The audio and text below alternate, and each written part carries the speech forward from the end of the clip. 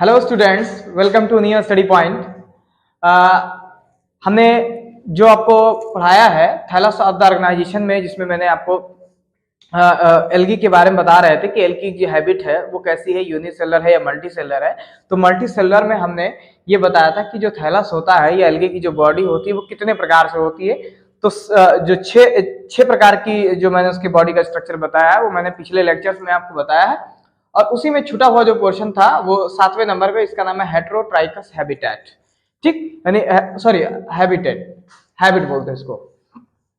ठीक है, हेटेरोट्राइकस हैबिट बोलते हैं, बार बार हैबिटेट ही निकल रहा है। ठीक है, हेटेरोट्राइकस हैबिट बोलते हैं ये अपना। आप देख सकते हैं कि हेटेरो माने होता है डिफरेंट, क्या होता है डिफरेंट, और ट्राइकस माने होता है बॉडी। ठीक है, ट्राइकस माने बॉडी, हम यहाँ पे ऐसे बॉडी ले सकते हैं क्योंकि यहाँ पे जो एल्गी की जो बॉडी है वो दो डिफरेंट प्रकार के अरेंजमेंट से बनी है। ठीक है, क्यों ऐसा है? ऐसा इसलिए क्योंकि यहाँ पे जो एल्गी है ना, यहाँ पे जो एल्गी है, यहाँ पे जो एल्गी है उसमें दो प्रकार के स्टेम्स जो है पाए जाते हैं। मैंने आपको बताया है कि इसमें स्टेम होता नहीं है, लेकिन हम ये बता सकते हैं कि जो एल्गी है, एल्गी की जो मेन बॉडी है वो दो तरीके से। सबसे पहला ये है कि एक उसको बोलते हैं प्रोस्ट्रेट। क्या बोलते हैं? प्रोस्ट्रेट। प्रोस्ट्रेट का मतलब होता है क्रीपिंग बॉडी। क्या होता है? Creeping body. क्रीपिंग मतलब दैट इज रेंगने वाली बॉडी। और अगर ये क्रीपिंग बॉडी है, अगर ये क्रीपिंग बॉडी है तो इसका मतलब ये है कि कहीं ना कहीं ये पैरेलल ऑफ द अर्थ होगी। क्यों भाई? पैरेलल ऑफ द अर्थ, यानी अर्थ के समानांतर चलेगी। पैरेलल ऑफ द अर्थ, यानी इसकी जो बॉडी होती है वो अर्थ के पैरेलल जो है वो मूव करती है या चलती है, उसको हम बोलते हैं प्रोस्ट्रेट, यानी क्रीपिंग बॉडी उसको हम बोलते हैं। दूसरा है जिसको बोलते हैं वर्टिकल बॉडी। क्या बोलेंगे? Vertical body. Vertical body. Vertical body का मतलब होता है ये पृथ्वी से 90 डिग्री पे, ठीक है, पृथ्वी से 90 डिग्री पे ये जो है वो मूव करेगी। वर्टिकल बॉडी इसको हम बोलते हैं वर्टिकल, या इसी को हम बोलते हैं एरेक्ट। क्या बोलते हैं? एरेक्ट बॉडी, यानी इसका जो थैलस है उसको हम एरेक्ट बोलेंगे। तो ये क्या होगा? ये वर्टिकल बॉडी होगी जो कि एरेक्ट स्टेम से, यानी एरेक्ट बॉडी जो है वो कही जाएगी। जिससे आप देखिए यहाँ पे कि अगर हम यहाँ पे अगर हम थैलस की बॉडी ऐसे नॉर्मली बना दें, अगर आप देखिए हम ऐसे बताना चाहते हैं आपको, तो ये वाली जो बॉडी है, ये वाली जो बॉडी है, इस बॉडी को बोलेंगे, क्या बोलेंगे? प्रोस्ट्रेट बोलेंगे। क्या बोलेंगे? प्रोस्ट्रेट इसको बोला जाएगा। ठीक, लेकिन यही स्टेम्स अगर ऊपर की तरफ ऐसे मूव करना स्टार्ट कर दे, ऐसे देखिए आप, ऐसे यहाँ पे, तो आप देखेंगे कि वर्टिकली। तो इस प्रकार की एल्गी की जो बॉडी होती है उसको हम क्या बोलते हैं? हेटेरोट्राइकस। ये है वर्टिकल, ये क्या है? वर्टिकल। ठीक है, और यहाँ पे आप जानते हैं छोटे छोटे जो है वो राइजॉइड्स जो है वो पाए जाएंगे। राइजॉइड्स, क्योंकि मैंने बताया true stem is absent in algae. Okay, algae के बारे में मैंने बहुत बातें बताई, अगर आपको याद हो, जैसे एग्जाम्पल मैं फिर से रिवाइज किए दे रहा हूँ कि जो एल्गीस होते हैं, जो एल्गी होते हैं उनके वो नॉन एम्ब्रियोफाइटा कहे जाते हैं। उनके अंदर जाइगोटिक मियोसिस नहीं होता है, यानी एम्ब्रियो उसमें नहीं बनते हैं, उसके अंदर मल्टीसेलुलर जैकेट लेयर एब्सेंट होती है। ये सारी चीजें जो कैरेक्टरिस्टिक फीचर है वो हेटेरोट्राइकस जो है वो हैबिट, मैंने आपको जो बताया यहाँ पे वो हेटेरोट्राइकस हैबिटेट, यानी इस प्रकार की जो हैबिट है वो आपको इसमें जो है वो देखने को मिल सकती है। ठीक है, इसका जो एग्जाम्पल है ना वो है फ्रिस्चेला। क्या नाम है? फ्रिस्चेला। ठीक है, ये एल्गी है, और जो वो एल्गी है उसका जो हैबिट है वो हैबिट कैसा है?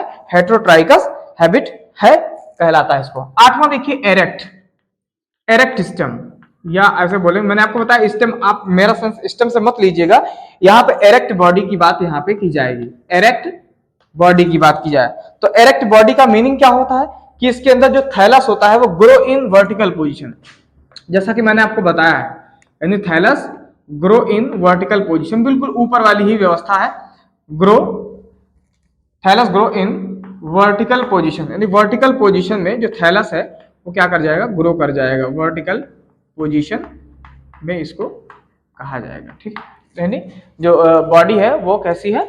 वर्टिकल पोजीशन पे जो है वो एक्सप्लेन करती है। जैसे एग्जांपल मैं आपको बताता हूँ, ये हमारे पास एक एल्गी की बॉडी है, आप देखिए ऐसे एल्गी की बॉडी है, और ये एल्गी की बॉडी जो है, बहुत जरूरी है भाई ये सीखना।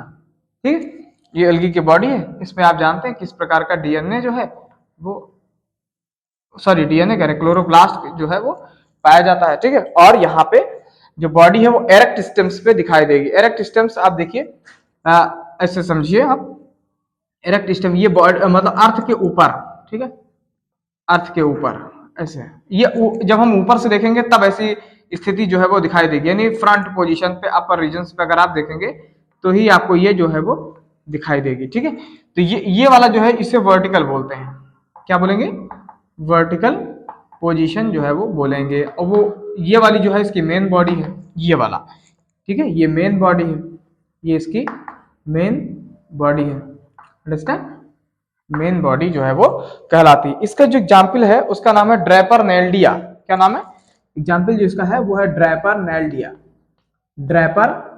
ड्रैपरनेल्डिया, अंडरस्टैंड, ड्रैपरनेल्डिया, ठीक है। ये आपका दूसरा हो गया हेटेरोट्राइगस में। और इसमें अंतर ये है कि हेटेरोट्राइगस में दोनों चीजें एक साथ पाई जाती है, लेकिन एरेक्ट बॉडी मैंने बता दिया कि इसके अंदर केवल एरेक्ट पोजीशन पे जो है वो पाई जाती है। 9th पोजीशन आप देखिए, इसको बोलते हैं, जो 9th वाला पोजीशन है उसको हम बोलते हैं पैरेनकाइमेटस थैलस। क्या बोलेंगे, parenchymatous thallus.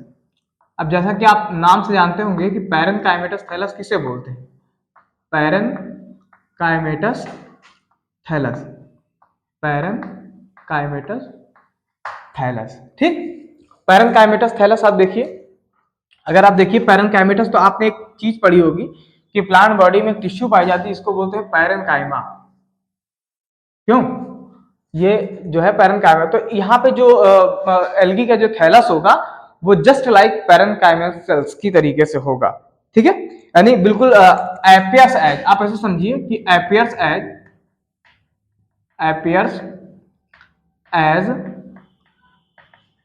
Parenchymatous cell, parenchymatous,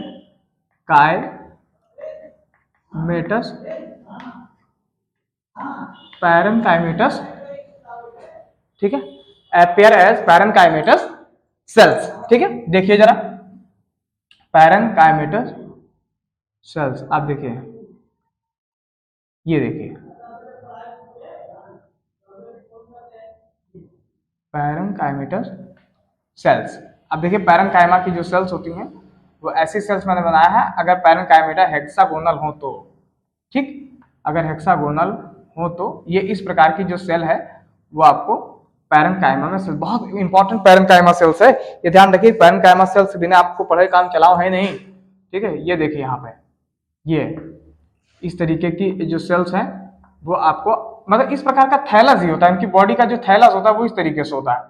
तो अगर आपको इस तरीके से थैलस किसी एल्गी का दिखाई दे तो वो कैसा कहलाएगा, वो पैरेनकाइमेटस थैलस कहलाएगा। तो यहाँ पे जो मैंने आपको बताया, जो हमारा छूटा हुआ पोर्शन बच गया था वही थोड़ा सा इसमें था, वही उसी को मुझे बताना था कि अब कुल मिला के 9 प्रकार का जो थैलस ऑर्गेनाइजेशन है या 9 प्रकार का हम एल्गी का जो हैबिट है वो हम पढ़ चुके हैं, ठीक है।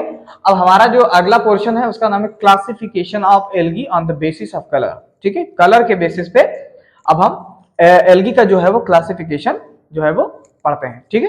तो ये थोड़ा सा बचा हुआ पोर्शन था, उस बचे हुए पोर्शन को मैंने आपको जो है वो बता दिया, ठीक है। और आप ज्यादा से ज्यादा ध्यान रखें, इसको ज्यादा से ज्यादा पढ़ने की कोशिश करें ताकि एग्जाम से जब आप बाहर निकलें या एग्जाम के पेपर जब आए तो आपको इतना आना चाहिए, इतना आपको समझ में आए कि आप ये कंफ्यूज है कि इसमें जानते तो सब करे कौन, ठीक है, इस तरीके से होना चाहिए, ठीक है। तो ये थोड़ा सा आपको ध्यान रखना पड़ेगा, ओके।